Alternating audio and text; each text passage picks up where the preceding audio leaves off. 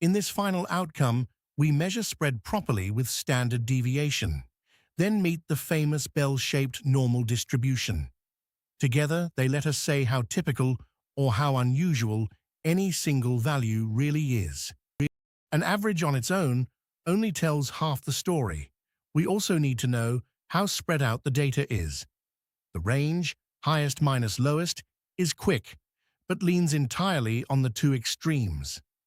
The interquartile range does better, capturing the middle 50%. But the star measure is the standard deviation, because it uses every single value, telling us, on average, how far the data sits from the mean. 3 linked ideas build it up. A deviation is how far one value lies from the mean, simply x minus x bar. The variance is the average of those deviations once they're squared, the sum of x minus x bar, all squared, over n. And the standard deviation is the square root of the variance, which brings us back to the original units. For a whole population, we write the standard deviation as the Greek letter sigma. For a plain list of values, the standard deviation is the square root of the sum of x minus x bar, all squared, over n. In practice, that's 4 steps. Find the mean x bar. Work out each deviation and square it. Average those squared deviations to get the variance. Then, take the square root to get back to the original units. The squaring is the clever bit. It strips out the negative signs, so the deviations don't just cancel each other to 0. Let's lay the method out. Step 1. Find the mean by adding the values and dividing by n. Step 2. Subtract the mean from each value to get the deviations. Step 3. Square each deviation and total them. Step 4. Divide that total by n for the variance, then take the square root for the standard deviation. Follow those in order, and you can't really go wrong. Let's do 6 days of sales in hundreds of pounds. 6, 8, 9, 11, 12, and 14. The mean is 60 over 6, which is 10, so £1,000 a day. Squaring each deviation and adding them gives a sum of squared deviations of 42. The variance is 42 over 6, which is 7. And the standard deviation is the square root of 7, about 2.65. So, roughly £265. Notice the standard deviation comes back in the original units, pounds, which makes it easy to interpret. One wrinkle worth knowing. Divide the sum of squares by n, and you get the population standard deviation for when you've got the whole data set. Divide instead by n minus 1, and you get the sample standard deviation, used when your data is a sample, estimating a bigger population. For large n, the two barely differ. Always say which you're using, though at this level, dividing by n is the usual convention. Sometimes data arrives already grouped into classes with frequencies, so we use each class midpoint as our x. The standard deviation is then the square root of the sum of fx squared over the sum of f, minus the quantity sum of fx over sum of f squared. That second bracket is just the estimated mean, and the first term is the mean of the squares. In practice, you build columns for fx and fx squared and total them. The routine mirrors the ungrouped one. First find the midpoint x of each class, then multiply to get fx, and again for fx squared, class by class. Total up the sum of f, the sum of fx, and the sum of fx squared. Finally, apply the formula. Variance is the sum of fx squared over sum of f minus the mean squared, then square root for the standard deviation. Let's work a grouped set with 5 classes and a total frequency of 40. The estimated mean is the sum of fx over sum of f. That's 1010 over 40, which is 25.25. The sum of fx squared is 3600, so the mean of the squares is 3600 over 40, which is 765. The variance is 765 minus 25.25 squared. That's 765 minus 637.56, giving 127.44. And the standard deviation is the square root of 127.44, about 11.29. The midpoints let us estimate the spread even without the raw values. So, what does a standard deviation actually tell you? A small one means the values huddle tightly around the mean, the data is consistent.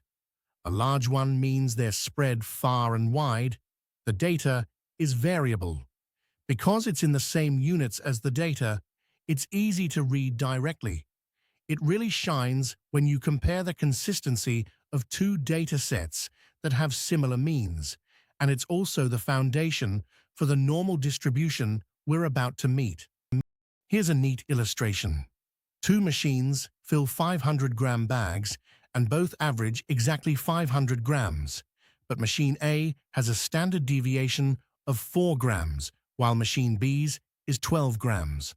On the mean alone, they look identical, but machine A's small standard deviation means its bags are very consistent, whereas machine B's larger one means its bags vary a lot more.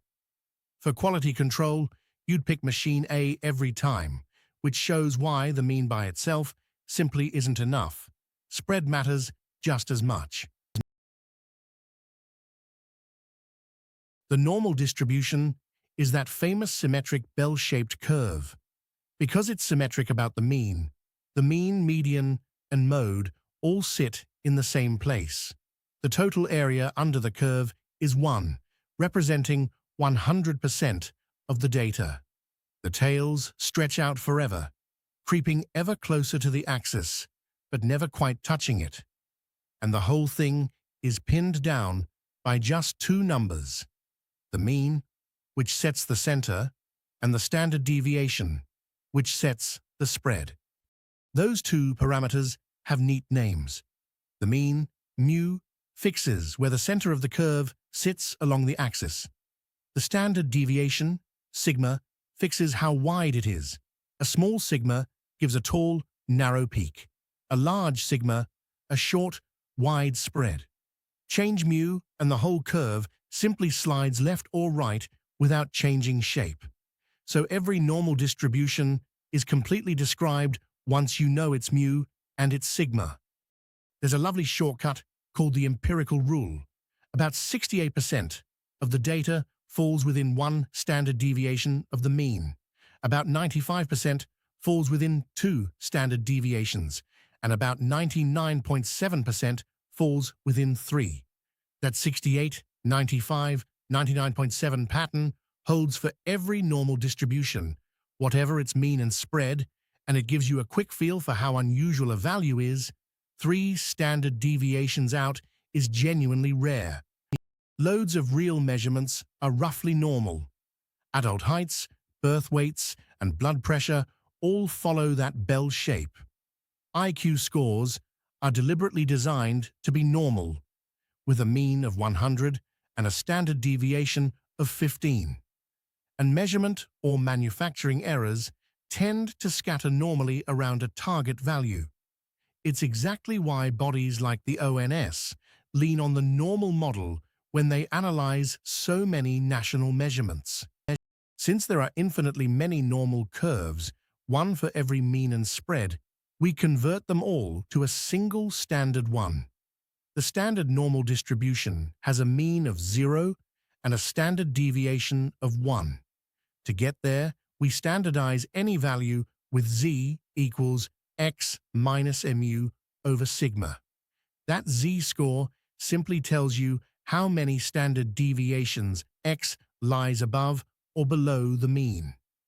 Once you've got z, you can read probabilities straight from the standard normal table.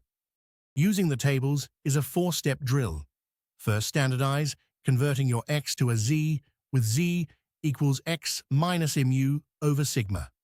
Then read the table, where capital Phi of z gives the area to the left of z.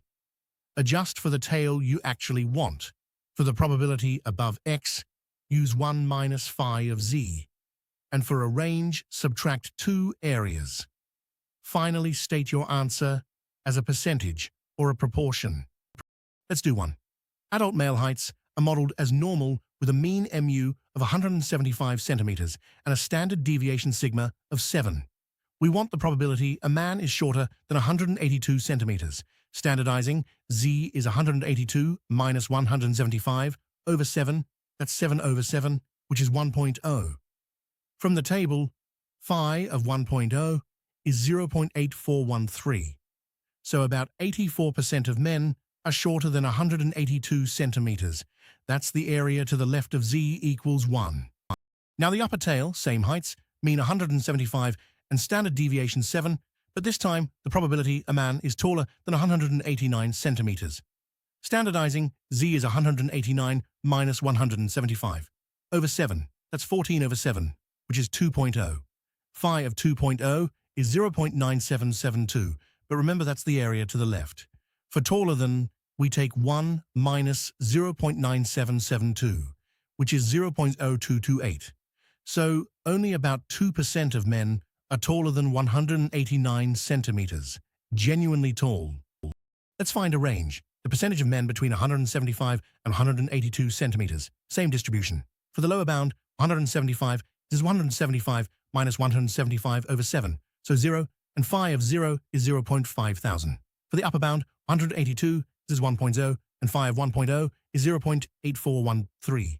The probability in between is phi of 1.0 minus phi of 0, that's 0.8413 minus 0.5000, giving 0.3413, so about 34% of men. That fits the empirical rule neatly. Half of the central 68% sits just above the mean. Let's look at the table itself for a moment. It gives phi of Z, the area to the left of each Z score. Phi of 0 is 0.5000, which just confirms the curve is symmetric, half the data below the mean. Phi of 1 is 0.8413, and phi of 2 is 0.9772, and those line up with the 68 and 95% from the empirical rule. For a negative Z, you use symmetry. Phi of minus Z equals 1 minus phi of Z. Those few values will solve most simple normal problems you'll meet. Step back and see why this matters. Standard deviation and the normal model together let us judge how typical or how unusual any value is, turning raw data into probabilities, and from there into informed decisions. Businesses use them for quality control, setting tolerances and weighing risk. Bodies like the ONS use them to analyze national data and report the uncertainty around it. And that Z equals X minus MU over sigma is the bridge that carries you from any normal distribution to the one standard table. Let's pull the whole outcome together. Standard deviation measures the average spread from the mean using every value, and it's the square root of the variance. For ungrouped data, it's the square root of the sum of x minus x bar squared over n, and our worked example gave the square root of 7, about 2.65. For grouped data, we use midpoints, and ours gave a standard deviation of 11.29. The normal distribution is symmetric and bell-shaped, set by mu and sigma with that 68, 95, 99.7 rule. And we standardize with Z equals x minus mu over sigma, then read phi of Z from the table to get probabilities. So that completes standard deviation and the normal distribution, from measuring spread with every value to reading probabilities off the standard normal table. To firm it up, Crawshaw and Chambers works through both the grouped and ungrouped calculations, while Rowntree's Statistics Without Tears explains the bell curve without a formula in sight, and Corbett Maths and BBC Bitesize both have clear Z-score walkthroughs.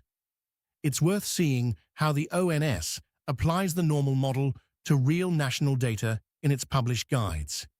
Do make use of the Moodle ebooks and journals for this unit, and take any lingering questions to your tutor before you sit down to the assignment.